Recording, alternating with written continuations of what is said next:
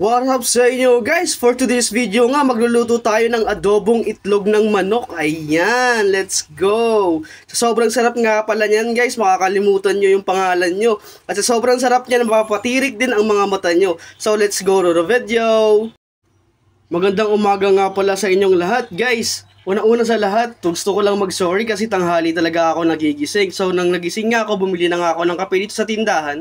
Pagkatapos ko nga bumili guys ng kape, pumunta na ako sa bilihan ng tinapay sa may bakery dito banda sa amin. So nakapunta na nga ako sa may bakery at tinanong ko kung may pandesal kaso wala na. So napilitan ako bumili ng tinapay na to, di ko alam kung anong tawag dito, paki-comment naman sa baba.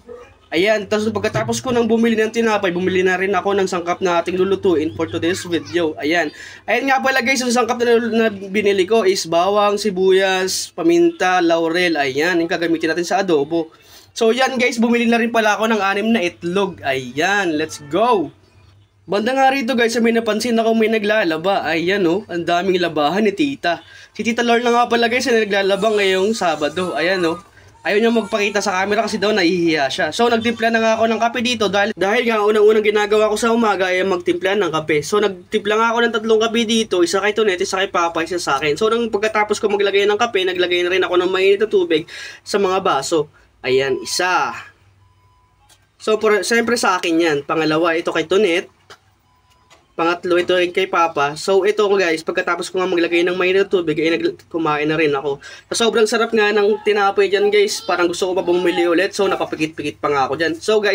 So guys, balik nga tayo sa pinaka-main topic natin for today's video. So naglagay na nga ako ng tubig sa ating kaldero or kaserola ba yan tawag sa inyo. Paki-comment na lang below kung hindi ko kasi alam kung anong tawag dyan. So guys, naglagay na nga ako ng tubig, nilagay ko na rin yung mga itlog. So 6 na itlog nga pala yung gagamitin natin for today's vlog to. So inilagay ko na nga yan sa kalan. Ayan, hintay lang natin siyang kumulo ng mga 3 minutes or 2 minutes. Ayan guys, so tatakpan ko na yan. Ayan. Tinakpan ko na yan. So, hintay lang tayo ng konti. Ayan, tapos nagpa-thumbs up pa nga ako dyan. So, ito ngayon, bawang. Ayan, naghiwa na nga ako ng bawang.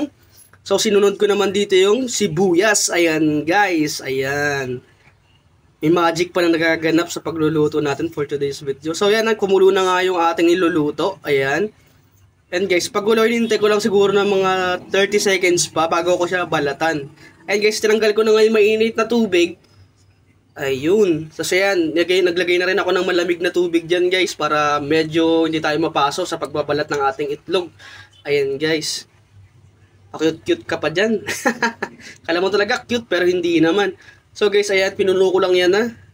Hintayin tayo at mapuno yan. Ayan, napuno na nga. So kumuha na rin ako dito ng mangkok. Ayan, tapos nagbalat na rin ako ng mga itlog. So, hintayin natin matapos sa pagbabalat yan. So, sobrang init kasi talaga ng itlog dyan, guys. Sobrang init kasing init ng ulo ko. Kasi ako itigaluto for today's vlog. Sobrang tagal ako magbalat ng itlog, guys. Pagpasensyahan nyo na. Kasi first time kong gagawin to. Kasi yung pagluluto, hindi ko talaga forte to.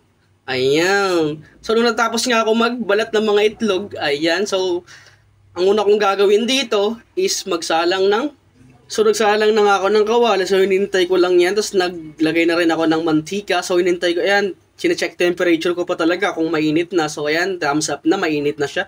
So, naglagay nga ako ng bawang. So, hintayin na lang natin mag-golden brown yan. Kasi, pinakaunang-una ko talagang ginagawa is mag-isa ng bawang. Kayo guys, anong inuuna nyo? Bawang or sibuyas? Comment down below na lang kung anong inuuna nyo. So, naglagay na rin ako ng sibuyas nung pagka-golden brown na nung bawang. So, konting halo, konting mix-mix na naman. Mix-megos na yan ni Idol. So, ayan. Naglagay na rin ako ng itlog. So, may next-mix ko rin yan, guys, syempre. Para hindi ganong masunog. So, pagkatapos ko nga mag-mix-mix, so, nilagay ko na yung paminta. Ayan, 2 paminta nga yung ginamit ko guys. So, sinabay ko na rin yung laurel. So, naggumamit din pala ako ng magic syrup. So, naggumamit din ako ng toyo at konting tubig na rin. So, hintayin natin kumulo. Pag kumulo na, ayan, okay na yan guys. Ayan, so ayan na nga ang ating nilutong adobong itlog. So, ang ganda ng ating plating. So, hintayin na lang natin kumain. So, guys, appreciate nyo naman yung ginawa ko. Ayan guys, so kakain na nga ako dyan. Ayan, first bite. Yung wala mo ng itlog. So, ang sarap ng sabaw, guys. So, sinunod ko naman yung itlog. Taste natin yung itlog. Ang sarap. So, pwede nyo siyang gayahin, guys. Depende sa inyo kung anong gusto nyo gawin. Bye-bye!